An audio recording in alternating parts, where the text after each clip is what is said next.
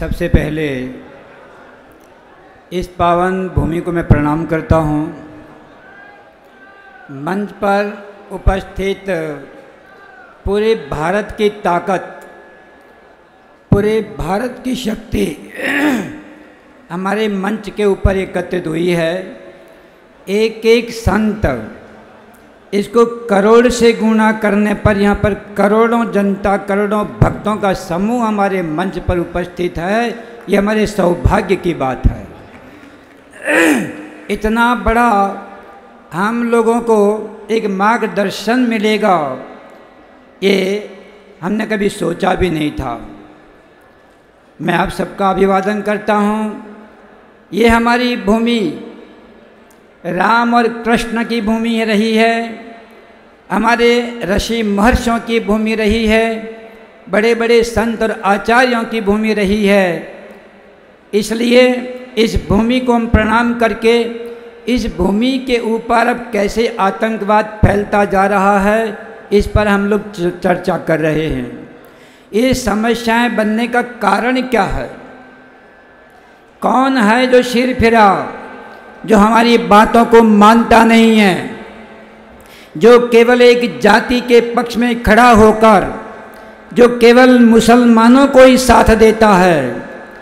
तो याद रखिएगा, इस मंच के ऊपर से एक आवाज़ उठी थी कि चोर को नहीं, चोर की माँ को मारो, जो चोर पैदा ही ना करे। यदि आप समझते हो तो याद रखिएगा, हमारे देश में रहने वाले जो विपक्षी नेता हैं, जो विपक्षी नेता केवल मुसलमानों के साथ खड़े हुए हैं, जो हिंदुओं के विरोधी हैं, सनातन धर्म के विरोधी हैं, देवी देवताओं के विरोधी हैं, जो हमारे धर्म के विरोधी हैं और संतों को भी विरोधी हैं, ऐसे समय पर मुसलमान से भी खतरनाक हमारे ये विपक्ष के जो नेता हैं वो मुसलमानों से भी खतरनाक हैं। इनसे आप सावधान रहिए।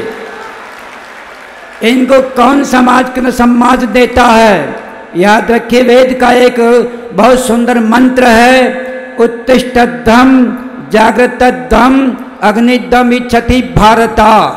अरे कब तक सोओगे? अब जागने का समय आया है। अभी नारा उठा था, अभी नहीं तो कभी नहीं।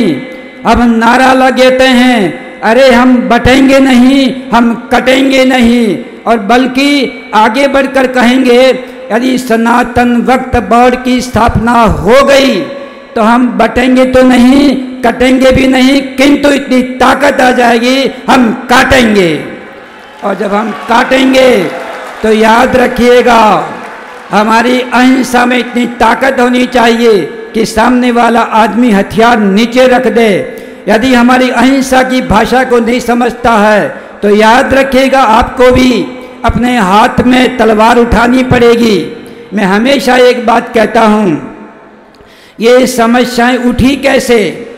हम हिंदुस्तान के अंदर, हम हिंदू अपने धर्म की और अपनी जाति की रक्षा नहीं कर पा रहे हैं। उसके पीछे कारण क्या है?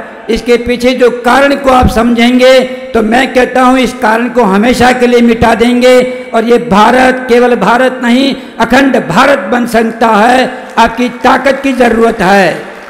याद रखिएगा, वर्तमान के अंदर आपकी ताकत क्या है, इसको पहचानिए। मैं हमेशा मंचों के ऊपर एक बात कहता हूँ, ये लोकतंत्र है।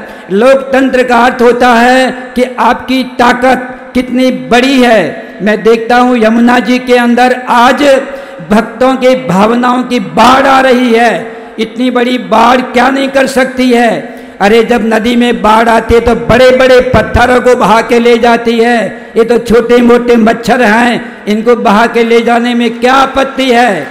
किंतु कमी ये है कि हम बाढ़ का रूप नहीं ले पाते हैं, हम एक ताकत नहीं हो पाते हैं, एकजुट नहीं हो पाते हैं। और असली बात लोकतंत्र की है, वो हम समझ नहीं पाते हैं। लोकतंत्र की ताकत होती है कि जिसको हमें निर्माण करना होता है, देश का राजा तो प्रजा होती है।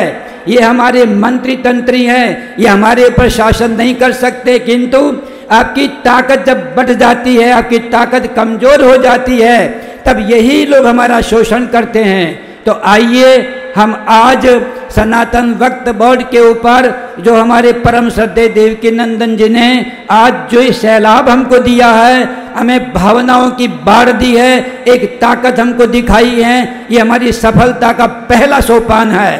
आज ये सोपान यदि हम लोग एक साथ रहेंगे तो क्या नहीं कर सकते हैं। तो याद रखिएगा, आपकी ताकत को मैं याद दिलाता हूँ।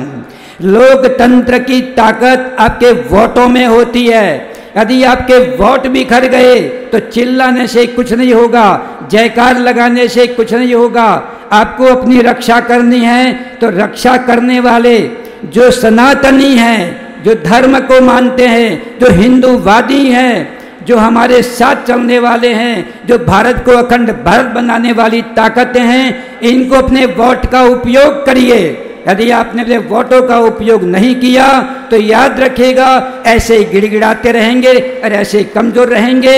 अब की बार आप अपने वोटों का प्रयोग करके उन सत्ता को स्थापित करिए जो इन मुसलमानों को देश से निकाल सके। इन्हीं शब्दों के साथ